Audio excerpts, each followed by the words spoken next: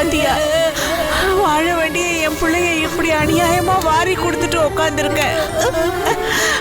அந்த கடவுளை அவனுக்கு பதிலா என்ன கொண்டு போயிருக்க கூடாதா? பெத்த புள்ள சாகிறத பெத்தவளை பார்த்துக்கிட்டு உட்கார்ந்து இருக்கிற மாதிரி இந்த உலகத்துல ஒரு கொடுமை இருக்குமா? ரொம்ப தக்கமான புள்ள அண்ணி. சின்ன வயசுல தனி என் மடியிலே உட்காந்துட்டு கீழே இறங்கவே மாட்டாங்க.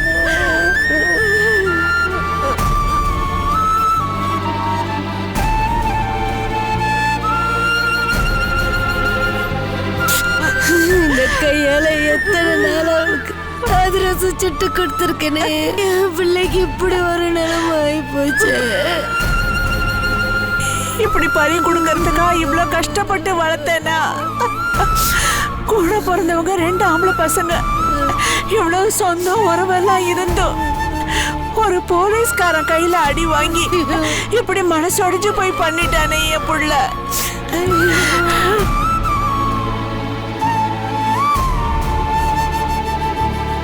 நான் இருந்த யாருக்கு என்ன பிரயோஜனம்? அப்படி சொல்லாதீங்க. அந்த நிம்மி இனிமே சந்தோஷமா இருந்துருவாளா? அந்த சங்கராவ குடும்பமும் சந்தோஷமா இருக்குமா? என் பிள்ளைய இப்படி பண்ணிட்டாங்களே. மன வருத்தத்துல நான் வேற அன்னைக்கு வந்து இப்படி மனசை கஷ்டப்படுத்திட்டேனே.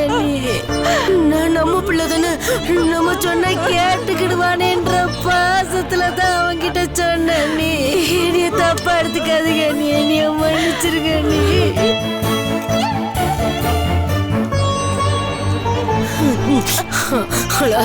அழாதீங்க. நீ நம்ம என்னதான் அழுதாலும் புரண்டாலும் மாண்டவங்க திரும்பியா வர போறாங்க.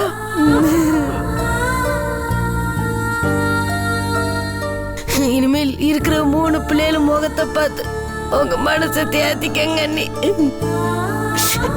நம்ம கையில ஒண்ணுமே இல்லை அண்ணி. எல்லாம் நம்ம கும்பிடுற அந்த முருகன் கையில தான் இருக்கு.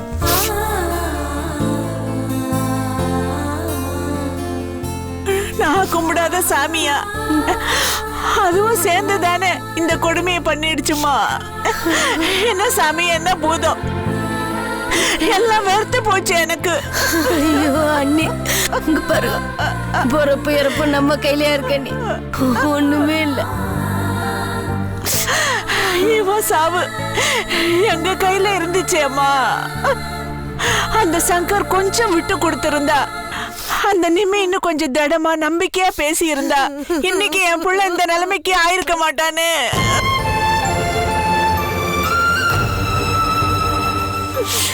விதியை யார் தடுக்க முடியும்? நான் அப்படி இப்படி சொல்லி மனசை தேத்திக்கிறேன்மா. ஒரே ஒரு நம்பிக்கை இருக்கு, திவ்யாவுக்கு பிறக்க போற குழந்தைதான். அது பிறந்ததுக்கு அப்புறம் அது தூக்கி கொஞ்சி அதுகிட்ட பேசி பழகினாதான் என் மனசு கொஞ்சம் தேரும். இந்த ரகு வேற ஆம்பளை குழந்தை பிறந்தா ரகுவரன் என் பேரை தான் வைக்கணுமா அப்படின்னு சொல்லி இருக்கா.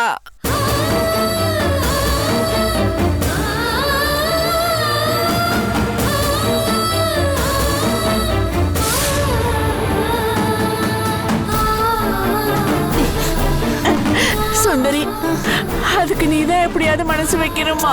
அண்ணி, பேர்ல என்னன்னு இருக்கு, வச்சுட்டா போச்சு.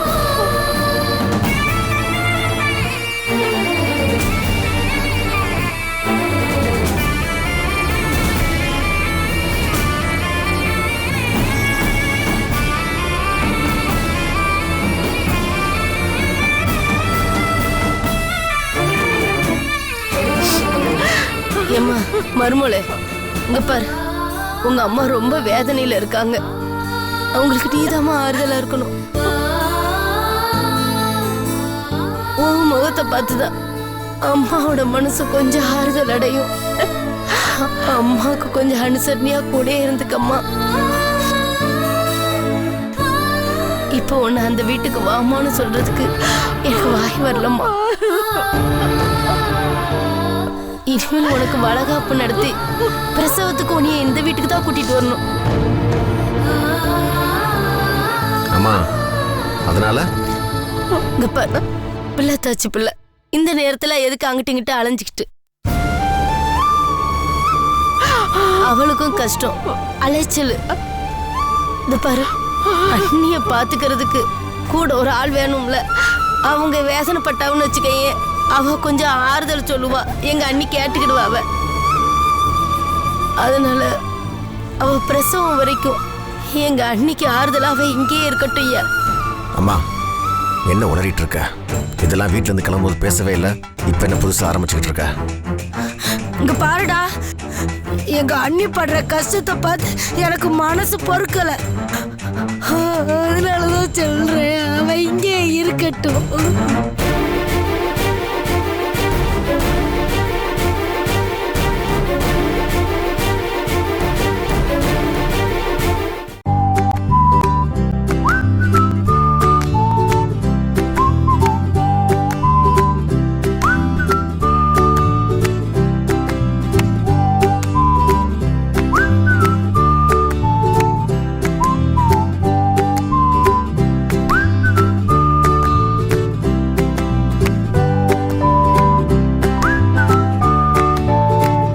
அதனாலதான் சொல்றேன், அவ இங்கே இருக்கட்டும்.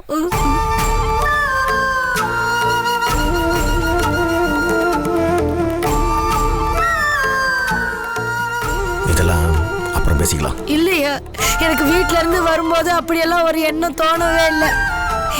இப்ப எங்க அண்ணி படுற பாட்டை பார்க்கும்போது அவ இங்க இருக்கிறதா நல்லதுன்னு எனக்கு தோணுது சாமி.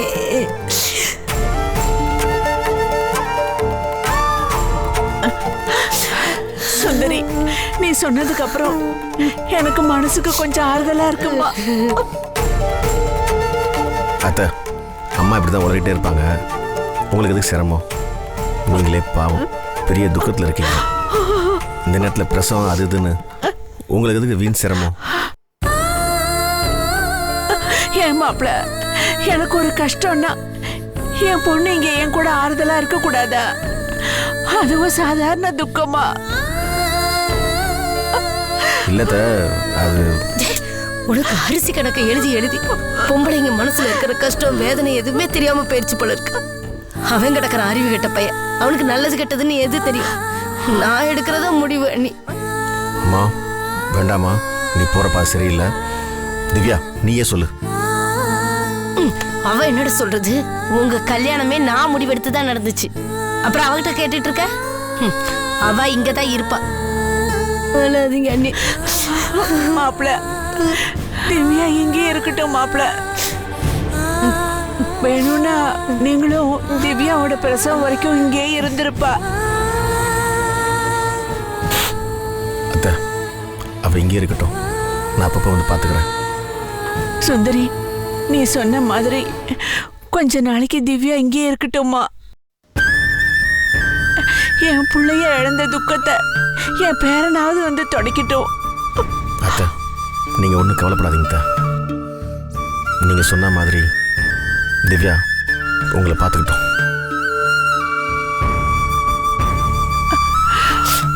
உன்ன மாதிரி ஒரு நல்ல மாமியார் கிடைக்க என் பொண்ணு கொடுத்து வச்சிருக்கணுமா?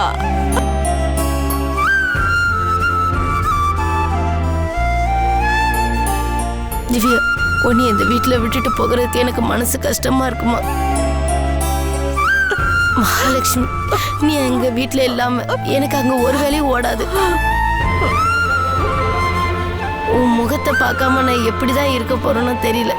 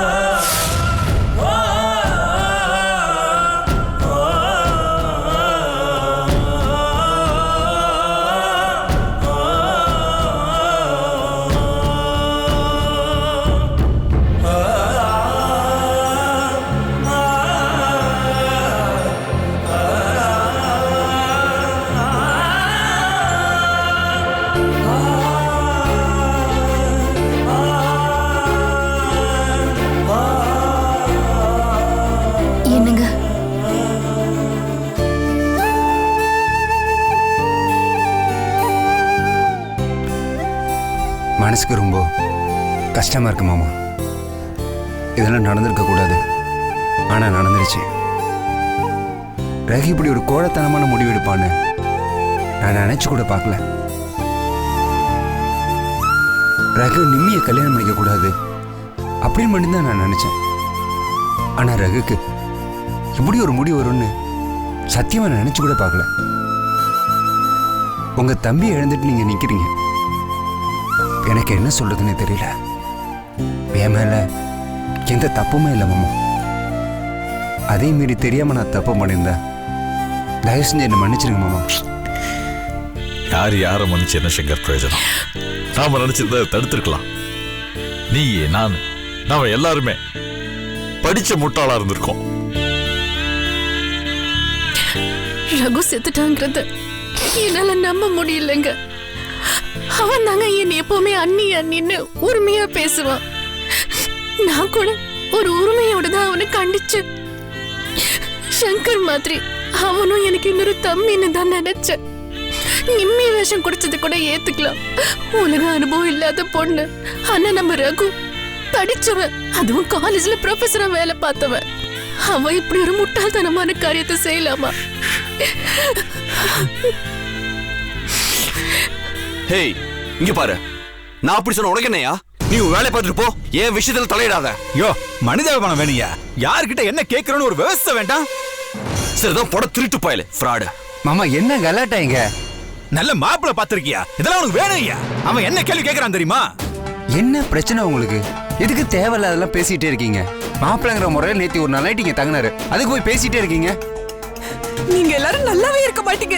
நான் விடுற ஒவ்வொரு சொட்டு கண்ணீருக்கும் நீங்க எல்லாரும் பதில் சொல்லி ஆகணும். ஐயோ, இங்க என்ன நடக்குதுன்னு எனக்கு எதுவுமே புரியல. யாராவது தெளிவா சொல்லுங்களேன். நான் சொல்றேன். நீ வேண்டாம், நானே சொல்றேன். எனக்கு என்ன பயமா? சொல்லிக்கோ. இத பார் சங்கர், நான் இவ கழுத்துல தாலி கட்டி 48 மணி நேரம் ஆயிடுச்சு. எனக்கும் நிம்மிக்கும் எப்ப ஃபர்ஸ்ட் நைட்?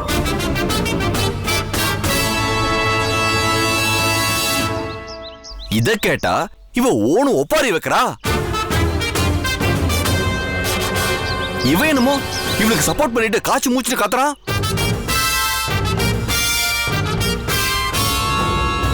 என்ன மாமா இது?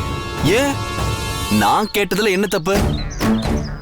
என் பொண்டாட்டியாவ அவ கழுத்துல தாலி கட்டி இருக்கல, அப்புறம் என்ன? அடுத்து நடக்க வேண்டிய வேலையை பார்க்கணும்ல. நான் போலீஸ்காரன், எப்பவும் பரபரப்பா இருப்பேன்.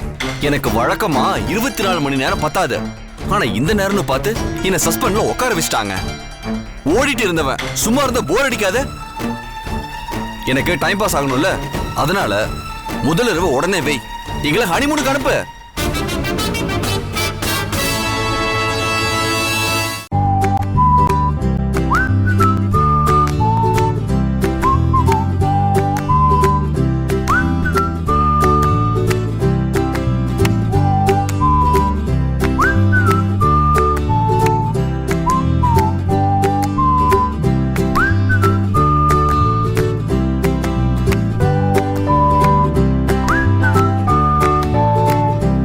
எங்களை ஹனிமூனுக்கு அனுப்பு.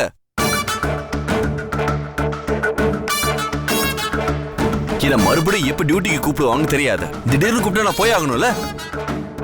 முதல்ல முடிஞ்சிட்டா நானும் ரிலாக்ஸா என் வேலையை பாப்பல்ல. நான் கேட்டதுல என்ன தப்பு இருக்கு? பேசுடி, பேசு. கேள்வி கேட்கறான்ல, பதில் சொல்லு. என்னவோ முட்டை திருடின மாதிரி திருடுன்னு மூச்சிட்டு இருக்க.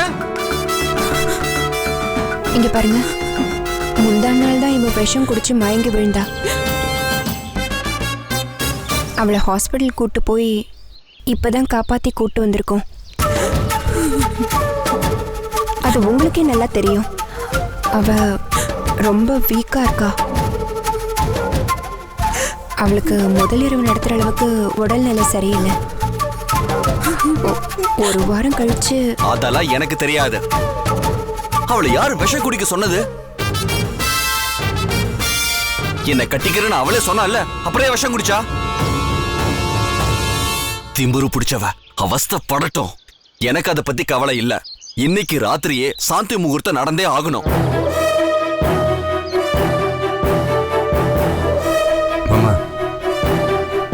கவலைப்படாதீங்க. நிமிக்காயத்தில் தாலி கட்டிட்டீங்க. அவன் உங்க பொண்டாட்டி ஆயிட்டா. முழுசா உங்களுக்கு சொந்தமாயிட்டா. உங்களுக்கு எதிரியா இருந்த ரகு கூட இப்போ உயிரோட இல்லை. அதனால கொஞ்சம் எங்க எல்லாரும் உணர்ச்சியும் புரிஞ்சுக்கோங்களேன். உங்களுக்கு என்னதான் ரகு எதிரியா இருந்தாலும் அவன் எங்க சொந்தக்கார பையன். எங்க மாமாவோட தம்பி. அவன் இப்போ உயிரோட இல்லை. நிமி அவனை உயிருக்கு உயிராக லவ் பண்ணியிருக்கா. தயவு செஞ்சு அவன் மனசில் இருக்கிற வலியும் வேதனையும் புரிஞ்சுக்கங்களேன். எங்கள் எல்லாருடைய உணர்ச்சிக்கும் கொஞ்சம் மதிப்பு கொடுத்து இந்த விஷயத்தை அப்புறமா பார்த்துக்கலாமே மாமா. சொல்கிறத கேளுங்க. யோ, உன் உணர்ச்சிக்காக நான் ஏன் உணர்ச்சி எப்படி அடக்கி வைக்கிறது? உன் உணர்ச்சியை நான் புரிஞ்சுக்கிட்டா ஏன் உணர்ச்சி யார் புரிஞ்சுக்கிறது? ரகு யாரு எவன் எனக்கு தெரியாத. எனக்கு ஒரே விஷயம் தான் தெரியும். நிம்மி கழுத்துல நான் தாலி கட்டிட்டேன். இப்ப அவன் என் பொண்டாட்டி. இன்னைக்கு ராத்திரி எனக்கு அவளுக்கும் முதலிரவு நடக்குமா நடக்காதா? இதுக்குதான் எனக்கு பதில் தேவை. மத்தபடி எவன் வீட்டுல இள விழுந்தா எனக்கு என்ன, எவன் சத்தம் எனக்கு என்ன? ப்ளீஸுங்க, அப்படியெல்லாம் சொல்லாதீங்க. நான் என்ன சொல்றேன்னா, நீ ஒண்ணு சொல்லாதம்மா. உன் பேச்செல்லாம் நான் கேட்க வேண்டிய அவசியம் எனக்கு கிடையாது. உன் பேச்ச கேட்கதான் ஒரு புல்டோசரை குத்தை கெடுத்து வச்சிருக்கல. அந்த வண்டி மேல ஏறி உட்காந்துக்கிட்டு உன் இஷ்டத்துக்கு எந்த பக்கம் வேணும்னாலும் ஓட்டு. என்கிட்ட வச்சுக்காத.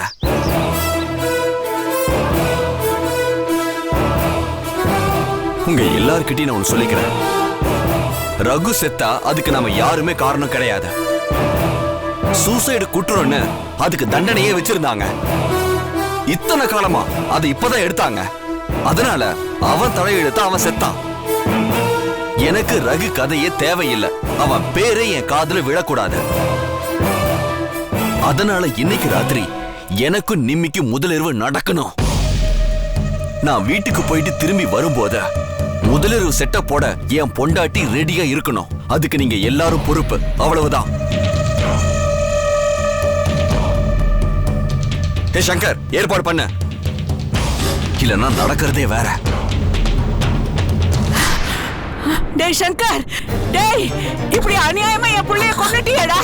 நீ உருப்பிடுவியாடா? நீ நல்லா இருப்பியாடா? அட பாவீங்களா, குடும்பமா அது கொலைகார கூட்டம். வயசுல பெரியவன் சொல்லிட்டு வீடு தேடி என் தன்மானத்தை விட்டு என் பிள்ளைக்காக மான அவமானம் எல்லாத்தையும் விட்டுட்டு உங்ககிட்ட வந்து கையெடுத்து கும்பிட்டு மன்னிப்பு கேட்டேன். ரகுக்கு நிம்மிக்கு கல்யாணம் பண்ணி வைங்கன்னு சொன்னேனே. கல்லா இருந்த உங்க மனசுல கொஞ்சம் ஈர கசிஞ்சிருந்தா என் பிள்ளை இன்னைக்கு செத்திருக்க மாட்டானே. உங்க ரெண்டு பேரையும் அவ்வளவு கெஞ்சினானே அன்னைக்கு. உங்க கண்ணுல கொஞ்சமாவது தண்ணி வந்திருந்தா இன்னைக்கு என் பிள்ளைய பறி கொடுத்திருக்க மாட்டானே. வாழ்க்கையில எந்த சந்தோஷமும் அனுபவிக்காம அவனை இப்படி அநியாயமா கொன்னுட்டீங்களே. எனக்கு பிள்ளை இல்லாம பண்ணிட்டீங்களே. பத்த வயிறு பத்துக்கிட்டு எரியுது. நீங்களாம் நல்லா இருக்க மாட்டீங்க. உங்களை என் பிள்ளைங்களா நினைச்சேன். என் வயிற்றுல இப்படி நெருப்பள்ளி கொட்டிட்டீங்களே. நான் வயிறு அரைச்சு சொல்றேன், நீங்க யாரும் நல்லா இருக்க மாட்டீங்க. நாசமா போயிடுவீங்க.